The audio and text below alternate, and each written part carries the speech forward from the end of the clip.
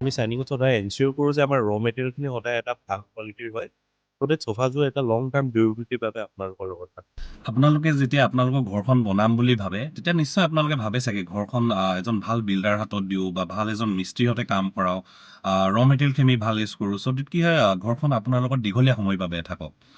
ঠিক তেনেদৰে সেই ঘৰখন আপুনি যেতিয়া সজাবলৈ আপুনি ফাৰ্নিচাৰ কথা ভাবে, এইটো বস্তু ছেইম ইয়াতো ভাবিব যে ফাৰ্নিচাৰযোৰ বনাওঁতে কাঠ কেনেকুৱা ইউজ কৰিছে বা অভাৰঅল মেটেৰিয়েলখিনি কেনেকুৱা ইউজ কৰিছে। বিকজ আপুনি এটা আপোনাৰ হাৰ্ড আৰ্ণ মানি আপুনি এটা ইনভেষ্ট কৰিব। 2 বছৰ 3 বছৰ পিছতে যদি সোফাযোৰ ঘূনে খোৱা আৰম্ভ কৰি যায় বা কালাৰটো ফেড হৈ যায়, আপোনাৰ নিশ্চয় আপোনাক লাগিব যে ক'ৰবাত আপুনি ঠগ খোৱা যেন ফিল হ'ব। নমস্কাৰ, ৱেলকাম টু চাইনিঙুডছ। আমি বিভিন্ন টাইমত আপোনালোকক আমাৰ চাইনিঙুডছৰ প্ৰডাক্ট আপোনালোকক দেখাই আহিছোঁ। কিন্তু ভাবিছোঁ আজি এটা আমাৰ ফেক্টৰী এটা মিনি টুৰ এটা দি দিওঁ। আমাৰ আচলতে ফেক্টৰী দুটা আছে। প্ৰথমটো ফেক্টৰীত স্পেচিয়েলি আমাৰ চফা কামবোৰ হয়। এইটো দেখিব পাইছে আমাৰ এটা ধুনীয়া এলচবাৰ ফ্ৰেম এটা ৰেডি হৈ আছে একচুৱেলি। আৰু ফ্ৰেমটো ৰেডি হোৱাৰ লগে লগে অভাৰঅল আপোনালোকৰ ফৰ্ম, ফেব্ৰিক সকলোবোৰ কাম আমাৰ ইয়াতে হৈছে। ফাইনেল ফিনিছ প্ৰডাক্ট বনি আমাৰ শ্ব'ৰুমৰ তললৈ ওলাই যায়।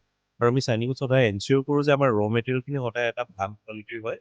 গতিকে সোফাযোৰ এটা লং টাৰ্ম ডিউৰেবিলিটিৰ বাবে আপোনালোকৰ লগত। এতিয়া যাওঁ বলক আমাৰ 2 নম্বৰ ফেক্টৰীটোলৈ। কিন্তু তাৰ আগত দেখাই দিব বিচাৰিছোঁ যে আমি একচুৱেলি যিমান ফাৰ্নিচাৰ বনাওঁ বা যিমান আমাৰ কাম হয়, গোটেই আমি ফ্ৰেমটো ৰেডি কৰাৰ পিছত অলমষ্ট আমি 2-3 মাহ এনেকে ষ্টক কৰি ৰাখোঁ। চ' তেতিয়া কাঠৰ পৰা আপোনাৰ মইশ্চাৰটো ভালকে শুকাই যাওক। তেতিয়া কি হৈছে যে আপুনি যেতিয়া পেইণ্টিং কৰিব বা বাকীখিনি কাম কৰিব, তেতিয়া সোফাযোৰ বেয়া হোৱাৰ চান্স এটা নাথাকে। নহ'লে কি কাঠত যদি মইশ্চাৰটো থাকি যায়, দীঘলীয়া সময়ত আপোনাৰ সোফাযোৰ বেয়া হোৱা 100% চান্স এটা থাকে।